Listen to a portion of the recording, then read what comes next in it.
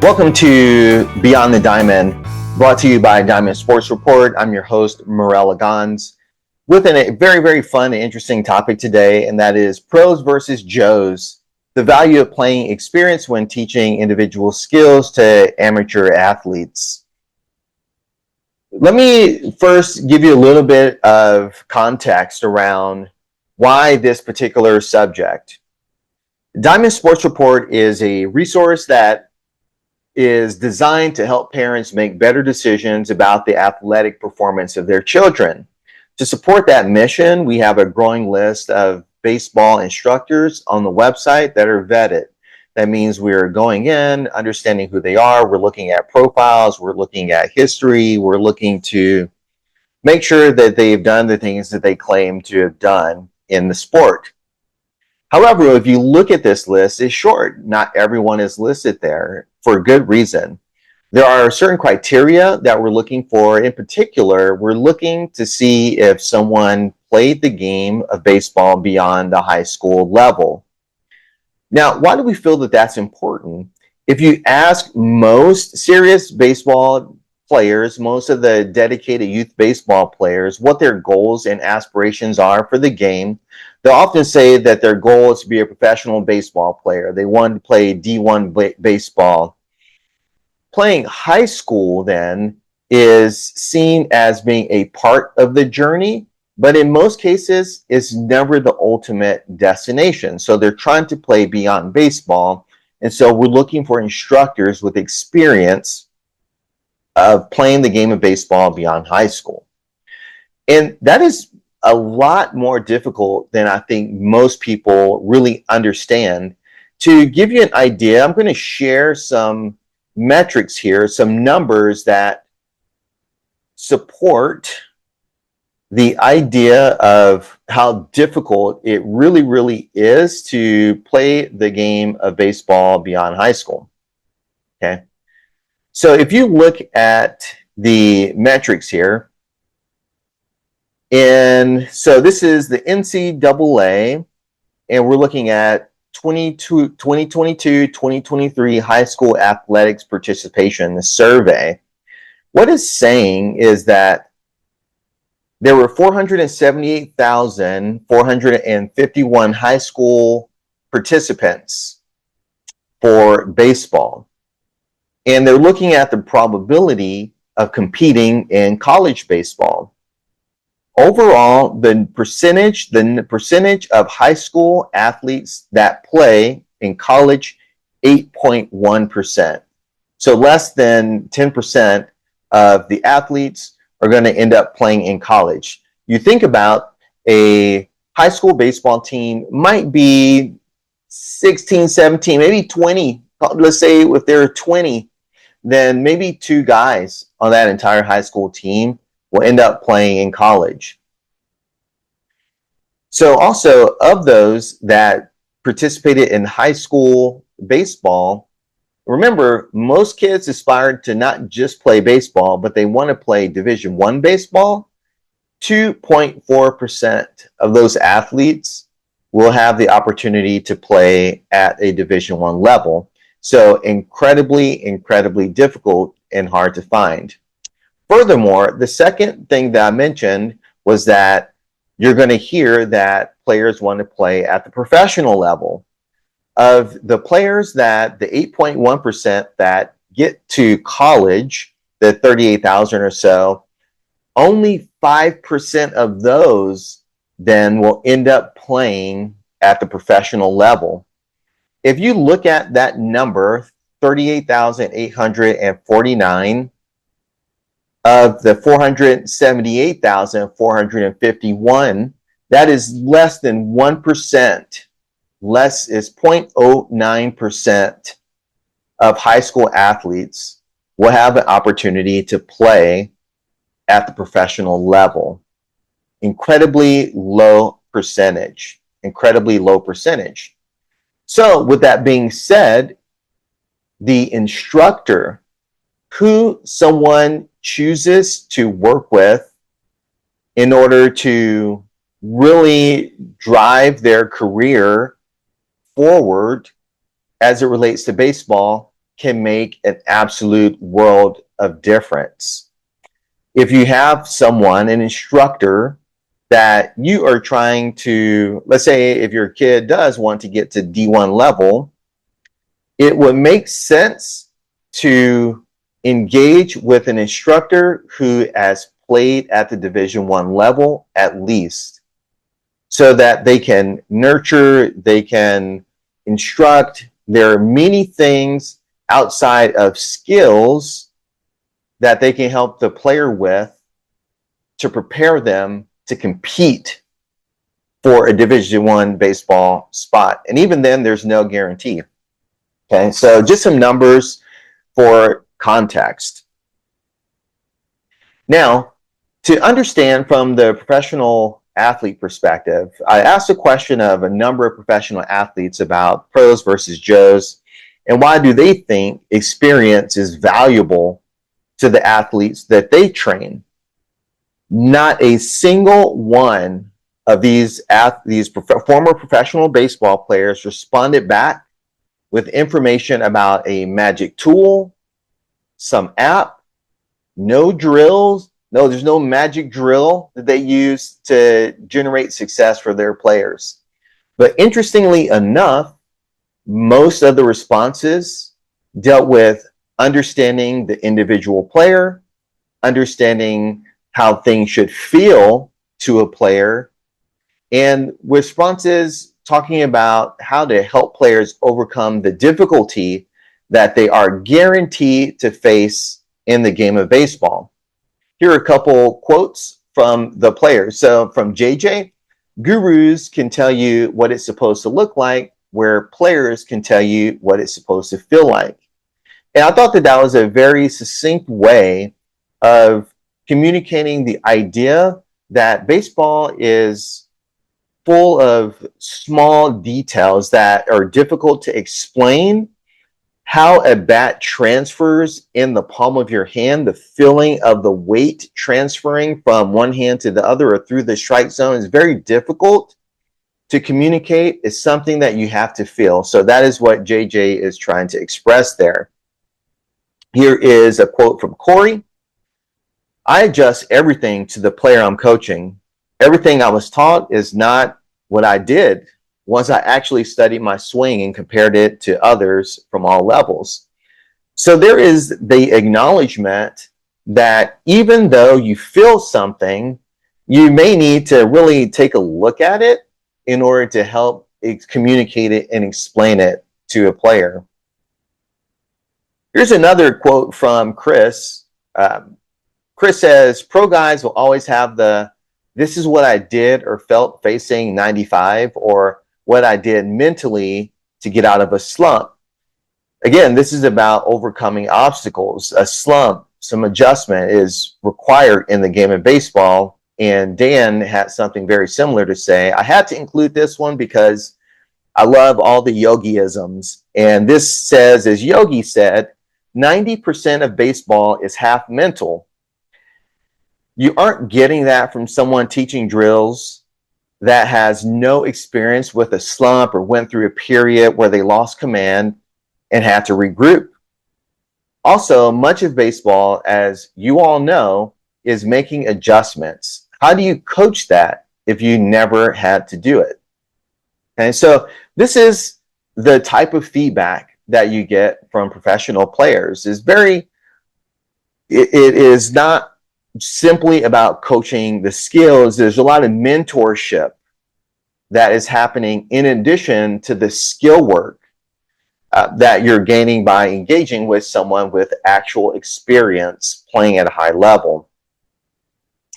Also, professional players are often the first to admit that there are other professional players that are terrible instructors. And there are a lot of non-former professional players that are students of the game and that they truly care about contributing to the development of the players. You see, these groups are not in contention. We all have the same goal. We want to see players succeed. Okay, so these are not the type of coaches that I'm going to be referring to here shortly. Okay, we know that those that really truly care about player development. The problem that professional athletes, as well as regular coaches who didn't play professionally, have are those that are truly unqualified. They're fly by night, self promoting gurus with a program that you can buy with 3 easy payments plus shipping. Okay. There are these characters that are using classic psychology, fear of missing out, FOMO tactics to dupe parents into buying some kind of quick fix program or training for the kid.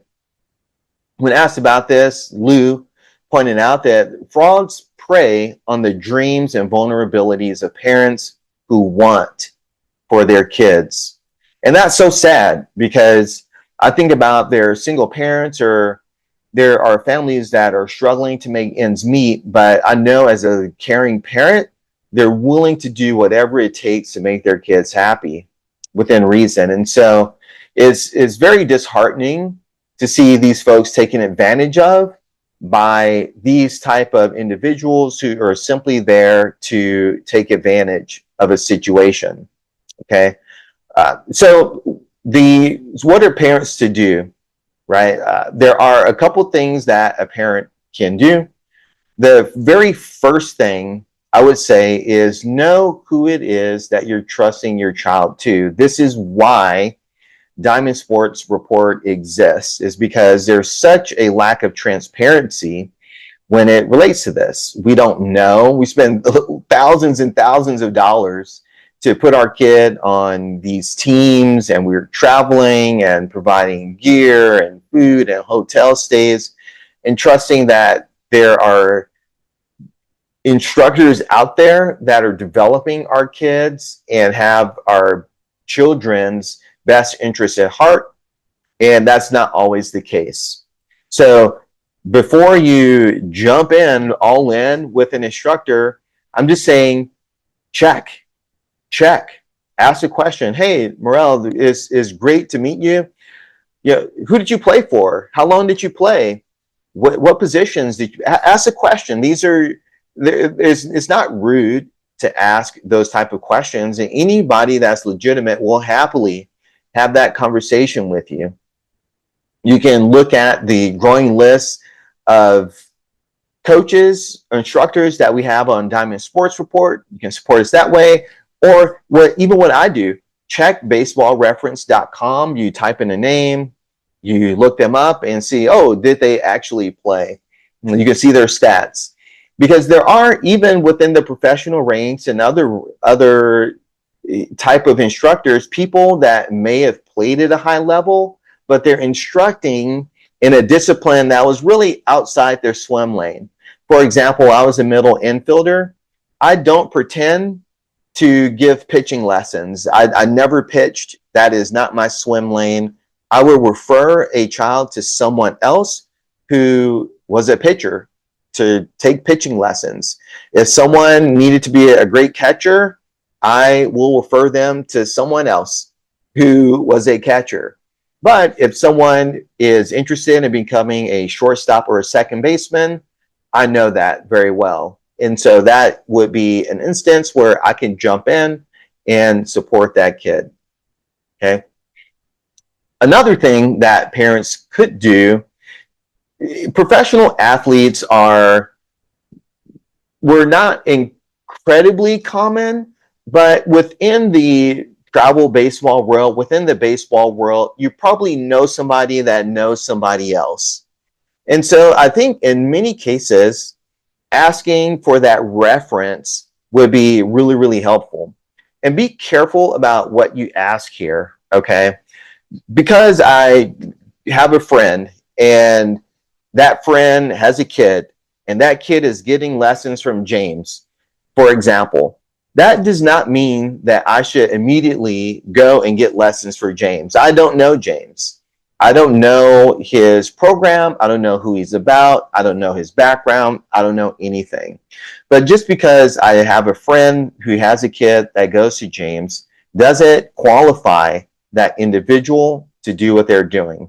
Again, it's back to the check You get the reference, but also be diligent about doing your own homework. Please do that. Okay. And then it is perfectly okay. And in most cases, sit through the lesson and see exactly what it is that is being instructed. In most cases, you have this gut feeling, you know, that this individual is teaching a technique or they're teaching a lesson or they're delivering something of value that isn't gimmicky, it doesn't feel sleazy. Okay.